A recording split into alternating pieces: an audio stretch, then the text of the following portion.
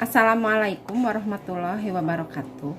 Kami dari kelompok 4 dengan beranggotakan Anggraini Hairunisa, saya sendiri Fitriana Guntarti, Iramaya Safitri, Imas Dewi Fitriani, Nisa Hasanah, Robert Trio Herawan, Siska Mega Dahlia, dan Umi Susianti akan mengangkat topik tentang farmakoekonomi yang berjudul analisis biaya dan manfaat pengelolaan jerigen hemodialisa secara reuse, reduce, dan recycle dengan penggunaan kembali dialiser hemodialisa sekali pakai di rumah sakit swasta di Kota Bandung. Ginjal adalah organ ekskresi dalam vertebrata yang berbentuk mirip kacang. Pada manusia dewasa, ukuran ginjal sekitar 11 cm.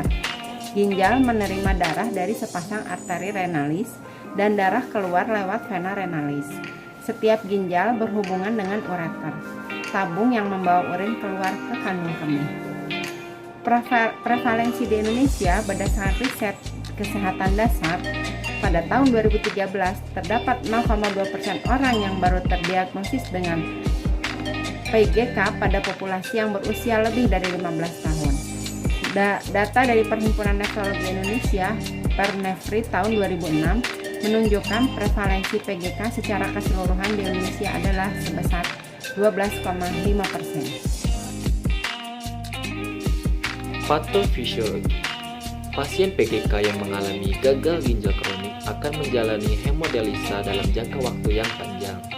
Kemudian, hemodialisa dikenal juga secara awam dengan istilah cuci darah, di mana hemodialisa adalah suatu prosedur di mana darah dikeluarkan dari tubuh penderita dan beredar dalam sebuah mesin melalui dialiser.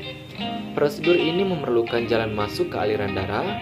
Untuk memenuhi kebutuhan ini, maka dibuat suatu hubungan buatan di antara arteri dan vena atau fistula arteriovenosa melalui pembedahan. Untuk mensuplai agar air ke mesin hemodialisa dibutuhkan air baku murni yang sudah bebas kuman penyakit, sehingga dapat dimanfaatkan air yang melalui proses reverse osmosis.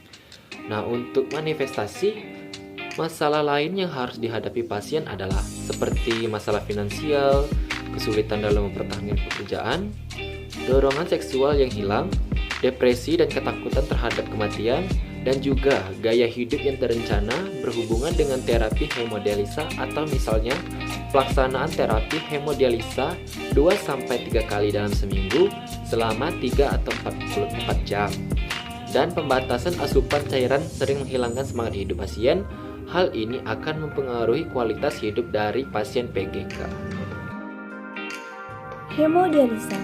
Hemodialisa adalah proses pembersihan darah dari zat sampah melalui proses penyaringan di luar tubuh. Hemodialisa menggunakan ginjal buatan berupa dialiser. Rumah sakit merupakan fasilitas pelayanan kesehatan sebagaimana wajib melakukan pengelolaan limbah B3 yang meliputi pengurangan dan pemilihan limbah B3, penyimpanan limbah B3, pengangkutan limbah B3, pengolahan limbah B3, penguburan limbah B3 dan atau penimbunan limbah B3 berdasarkan Permenkes LHK nomor 56 tahun 2014. 75-90% limbah kesehatan berupa limbah domestik, sedangkan 10-25% limbah yang dihasilkan merupakan limbah yang berbahaya yang dapat merusak lingkungan dan berisiko terhadap kesehatan.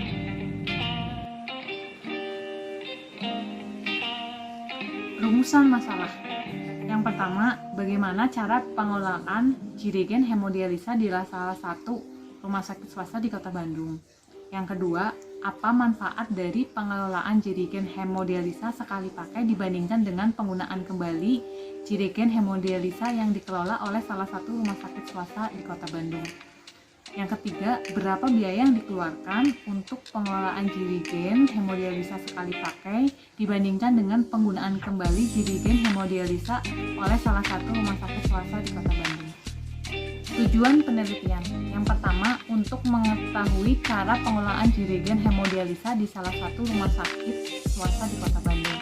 Yang kedua, untuk mengetahui manfaat dari pengelolaan jerigen hemodialisa sekali pakai dibandingkan dengan penggunaan kembali jerigen hemodialisa yang dikelola oleh salah satu rumah sakit swasta di Kota Bandung. Yang ketiga, untuk mengetahui biaya yang dikeluarkan untuk pengelolaan jerigen hemodialisa sekali pakai dibandingkan dengan penggunaan kembali jerigen hemodialisa oleh salah satu rumah sakit swasta di Kota Bandung. Materi selanjutnya yaitu manfaat penelitian dan waktu penelitian. Manfaat penelitian sebagai masukan apakah pengelolaan limbah jerigen hemodialisa sekali pakai dibandingkan dengan penggunaan kembali sudah sesuai, di mana limbah yang dihasilkan merupakan limbah yang berbahaya yang dapat merusak lingkungan dan beresiko terhadap kesehatan.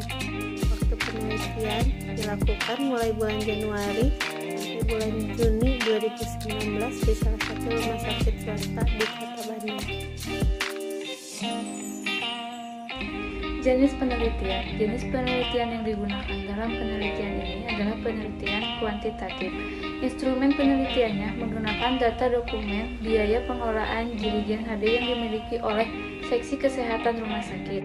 Penelitian ini menggunakan metode cost-benefit analysis yang merupakan penelitian kuantitatif dan bersifat observasional. Metode yang dipakai dalam penelitian ini adalah cost-benefit analysis atau CBA. Data disajikan dalam bentuk tabel cost-benefit analysis untuk mempermudah pembacaan dan analis hasil. Pertama, ada subjek penelitian yang dibagi menjadi 4, yaitu populasi adalah ruangan instalasi hemodialisa di salah satu rumah sakit swasta Kota Bandung. Yang kedua ada sampel, yaitu jerigen hemodialisa. Yang ketiga ada kriteria inklusi, yaitu jerigen hemodialisa yang sudah digunakan. Yang keempat ada kriteria eksklusi, yaitu jerigen infus, selang infus, jarum, selotip, sarung tangan, dan masker. Yang kedua adalah objek penelitian, yaitu ruangan hemodialisa. Yang ketiga ada outcome yang digunakan untuk melihat efektivitas pengelolaan jerigen hemodialisa dalam satuan rupiah. Adapun komponen biaya dari penelitian yang akan kami lakukan yaitu berdasarkan perspektif rumah sakit, yaitu total biaya yang dikeluarkan oleh rumah sakit dalam pengelolaan jerigen hemodialisa. Adapun rincian biaya yang dikeluarkan yaitu biaya karyawan, biaya air, biaya pengangkutan, biaya alat pencacah, dan biaya alat pemotong. Berikut ini adalah beberapa contoh jurnal artikel penelitian tentang hemodialisa. Jurnal ke-1 yang berjudul Cost Benefit Analysis of Jerigen Hemodialysis Use, Packaging of Hazardous and Toxic Substance in the Islamic Hospital Surabaya. Alternatif yang dibandingkan dari penelitian ini yaitu menganalisis biaya dan manfaat pada pengelolaan jerigen hemodialisa secara pengangkutan dan pemusnahan dengan pengelolaan jerigen hemodialisa secara reduce, reuse, recycle atau 3R. Artikel kedua yang berjudul A Quality and Cost Benefit Analysis of Dialysis Use in Hemodialysis Patient. Alternatif yang dibandingkannya yaitu manfaat penggunaan kembali dialiser untuk pasien hemodialisis sekali pakai dengan penggunaan dialiser yang digunakan kembali. Artikel ketiga ini membahas tentang analisis biaya dan manfaat berbagai skema untuk pelayanan hemodialisa di Rumah Sakit Dr. Sita Nalar, Tangerang. Pada artikel ini, alternatif yang dibandingkan yaitu perbandingan tingkat rasio manfaat antara penyelenggaraan layanan HD melalui Solala dengan kerjasama dengan perusahaan-perusahaan. Adapun alasan kelompok kami melakukan penelitian tentang pengelolaan jerigen hemodialisa ini karena kekhawatiran kami akan limbah yang dihasilkan dari sisa hemodialisa ini dapat merusak lingkungan dan berbahaya bagi kesehatan. Setidaknya, penelitian yang kami lakukan ini bisa memberikan sedikit masukan bagi rumah sakit yang melakukan pelayanan hemodialisa dalam pengelolaan limbahnya. Demikian presentasi dari kelompok kami. Mohon maaf atas segala kekurangannya. Apabila ada yang ingin ditanyakan atau didiskusikan, nanti kita akan diskusikan di kelas. Wabil taufiq wal hidayah. Wassalamualaikum warahmatullahi wabarakatuh.